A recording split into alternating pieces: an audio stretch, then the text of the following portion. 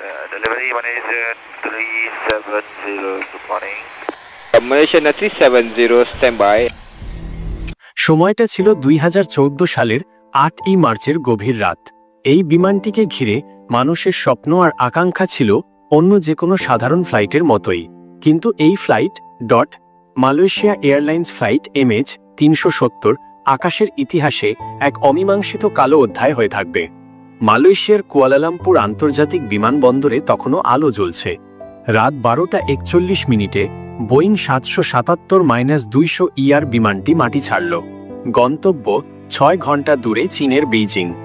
বিমানটিতে ছিলেন 239 জন মানুষ, এর মধ্যে 227 জন যাত্রী এবং 12 জন ক্রু সদস্য। ককপিটে ছিলেন 2 অভিজ্ঞ পুরুষ। ক্যাপ্টেন জাহারি আহমদ শাহ, যার বয়স তখন 52 বছর। 1981 সাল থেকে এয়ারলাইন্সে থাকা এই অভিজ্ঞ পাইলটের উড়ান অভিজ্ঞতা ছিল 18,300 ঘন্টারও বেশি। ফার্স্ট অফিসার ফারিক আব্দুল হামিদ, যার বয়স ছিল 26 বছর। এটি ছিল বোয়িং 777 তার চূড়ান্ত প্রশিক্ষণের উড়ানগুলোর একটি। এই 239টি জীবন ছিল 15টি দেশের প্রতিনিধিত্ব। চীনের 153 জন নাগরিক, মালয়েশিয়ার 50 জন, অস্ট্রেলিয়া, ভারত, ফ্রান্স, ইন্দোনেশিয়া ও যুক্তরাষ্ট্র সহ অন্যান্য দেশের মানুষ। তারা ছিলেন আমেরিকার একটি সেমিকন্ডাক্টর সংস্থার 20 জন অত্যন্ত গুরুত্বপূর্ণ প্রকৌশলী, যারা একটি বড় প্রকল্পে কাজ শেষ করে ফিরছিলেন। ছিলেন কুয়ালালামপুরে প্রদর্শনী শেষ করে ফেরা একদল চীনা শিল্পী ও ক্যালিগ্রাফার। কেউ ছিলেন সদ্য বিবাহিত, কেউ বা পরিবারের কাছে ফিরছেন। তারা কেউ জানতেন না এই রাতের আকাশ তাদের জন্য কি নির্মম নিয়তি লিখে রেখেছে। রাত 1:19 মিনিটে সবকিছু স্বাভাবিক ছিল। ক্যাপ্টেন জাহারির শেষ কণ্ঠস্বর শোনা গেল, গুড নাইট মালয়েশিয়ান 370। কিন্তু মাত্র 2 মিনিট পর, রাত 1:21 মিনিটে, ভিয়েতনামের আকাশসীমায় প্রবেশের মুহূর্তে বিমানটি বেসামরিক এয়ার ট্রাফিক কন্ট্রোলের ATC সেকেন্ডারি রাডার থেকে সম্পূর্ণ অদৃশ্য হয়ে গেল। বিমানটি তখন মালয়েশিয়া ও ভিয়েতনামের আকাশসীমার মাঝে থাইল্যান্ড উপসাগরের ওপর। রহস্য এখানেই শেষ নয়। পরে জানা গেল বিমানটি উড়ে চলেছে। কিভাবে? বিশেষজ্ঞরা নিশ্চিত হলেন অদৃশ্য হওয়ার ঠিক পরপরই বিমানের ট্রান্সপন্ডার, যা বিমানের পরিচয় ও অবস্থান স্বয়ংক্রিয়ভাবে পাঠায়, ম্যানুয়ালি বন্ধ করে দেওয়া হয়েছিল। কেউ একজন ককপিট থেকে তা করেছিল।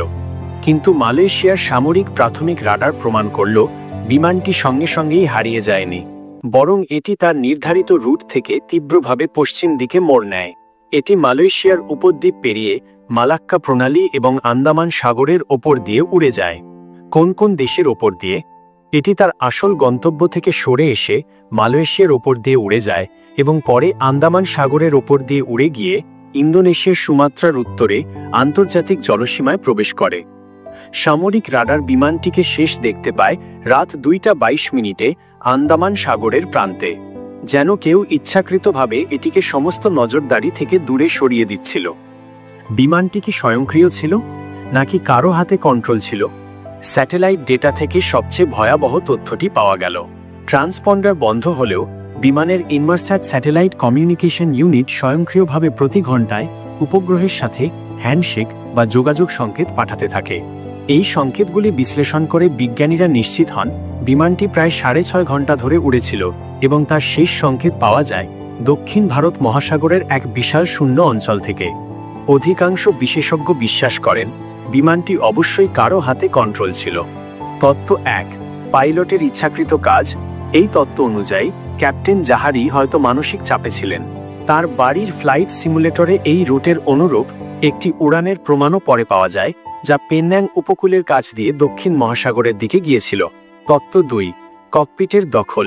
যদিও হাইজ্যাকের কোনো স্পষ্ট প্রমাণ নেই, কিন্তু বিমানের সমস্ত যোগাযোগ ব্যবস্থা বন্ধ করে দিক পরিবর্তন করা এটি স্পষ্ট ইঙ্গিত দেয় যে ককপিটে কোনো অননুমোদিত কাজ হয়েছিল। সত্যিটা আজও অজানা, কিন্তু ডেটা দেখায় MH370-এর যাত্রা স্বাভাবিক ছিল না। আধুনিক প্রযুক্তির এই যুগে, যেখানে একটি স্মার্টফোনও মুহূর্তের মধ্যে ট্র্যাক করা যায়, সেখানে পৃথিবীর সবচেয়ে উন্নত প্রযুক্তির একটি বিমান বোয়িং 777 কিভাবে অদৃশ্য হয়ে গেল? এর উত্তর এক চরম ব্যর্থতা। বিমানটি এমন এক স্থানে অদৃশ্য হয়েছিল যা 2 দেশের বেসামরিক রাডার ব্যবস্থার গ্যাপ বা ফাঁকের মধ্যে পড়েছিল। আর যখন সামরিক রাডার বিমানটিকে শনাক্ত করল ততক্ষণে অনেক দেরি হয়ে গেছে। সামরিক কর্তৃপক্ষ তাৎক্ষণিক গুরুত্ব বুঝতে পারেনি।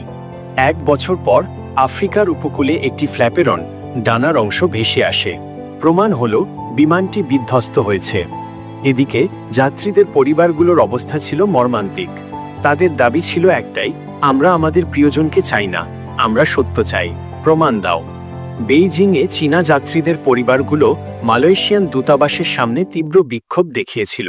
তারা দাবি করে মালয়েশিয়া সরকার তথ্য গোপন করছে এবং উদ্ধার অভিযানে স্বচ্ছতা নেই। তাদের কান্নায় ছিল অবিশ্বাস, ক্রোধ আর এক গভীর অসহায়ত্ব। একজন মা বলেছিলেন, আমি আমার ছেলের মরদেহ দেখতে চাই না, আমি শুধু জানতে চাই কোথায় তার শেষ নিঃশ্বাস পড়েছিল। 2018 সালে বিশ্বের ইতিহাসে বৃহত্তম অনুসন্ধান অভিযান অফিশিয়ালমেন্ট বন্ধ ঘোষণা করা হলো। ফ্লাইট MH370 এক অমীমাংসিত রহস্য হয়ে রয়ে গেল। এটি কেবল একটি বিমান দুর্ঘটনা নয়, এটি এক চরম সত্যের প্রতীক। প্রযুক্তি যতই আধুনিক হোক, প্রকৃতির সামনে মানুষ আজও অসহায়। কিছু প্রশ্নের উত্তর চিরদিনের মতো হারিয়ে যায়।